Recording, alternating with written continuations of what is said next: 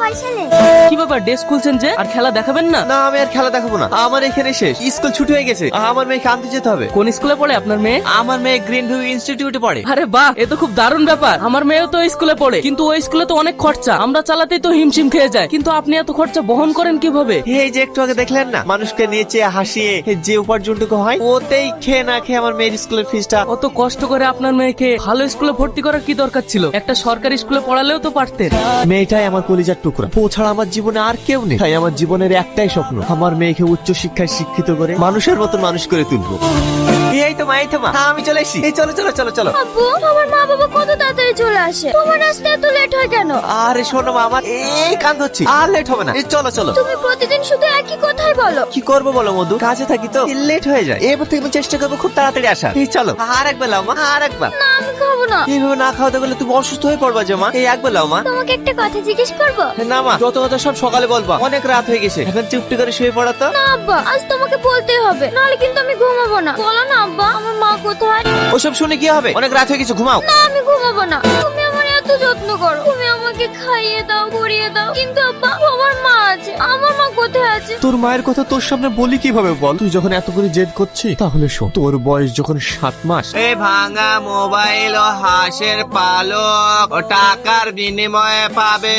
ও ভাই, দাঁড়াও দাঁড়াও দাঁড়াও, তুমি আমাদের গ্রামে এক সপ্তাহ আসনি কেন? আমাদেরকে তো অনেক গ্রামে যেতে হয়, সেই জন্য আসা হয়নি। কিছু লাগবে বোন? হ্যাঁ, আমাকে 2 পাতা টিপ দাও। কি গো, 3টির সময় আসার কথা, সন্ধ্যাবেলায় আসছো যে? আজ একটা নতুন গ্রামে গিয়েছিলাম। তাড়াতাড়ি গা ধুইলাও, মা বারবার ফোন করছে, যেতে হবে। কোথায় যাবা? কেন, তোমার মনে নেই নাকি আজ আমার ভাইয়ের ছেলের জন্মদিন? তাড়াতাড়ি রেডি হইলাও।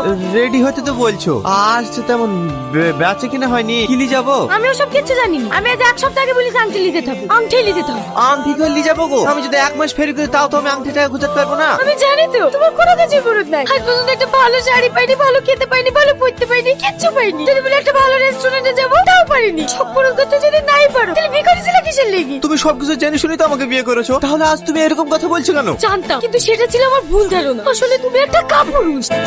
তুই আমার গায়ে হাত তুললি, আমি আর তোর ভাত খাবো না। তুই ডাক্তার পেয়ে গেলি, আমি এক্ষুনি ভাবি বাড়ি চলে যাবো। সালমা, সালমা, আমার কথাটা শোনো। সালমা, ওই সামান্য বিষয়টার জন্য তোর বাপ তোকে রেখে চলে যায়। আমি অনেক অপেক্ষা করেছি, কিন্তু সে ফিরে আসেনি। কান্না করো না আব্বু। যে মা সামান্য বিষয় নিয়ে নিজের সন্তান স্বামীকে ছেড়ে চলে যেতে পারে, সে কোনোদিন মা হতে পারে না। আমি আজকের পর থেকে কোনোদিন মায়ের কথা জিজ্ঞেস করবো না। ঘুমিয়ে পড়ো মধু, অনেক রাত হয়ে গেছে, কালকে আবার স্কুলে যেতে হবে।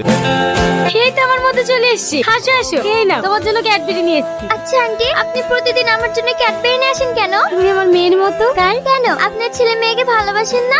আমার ছেলে মেয়ে কেউ নেই। ছেলে মেয়ে নেই কেন? আছে, কিন্তু এই মুহূর্তে আমার কাছে নেই। তুমি ক্যাডবেরিটা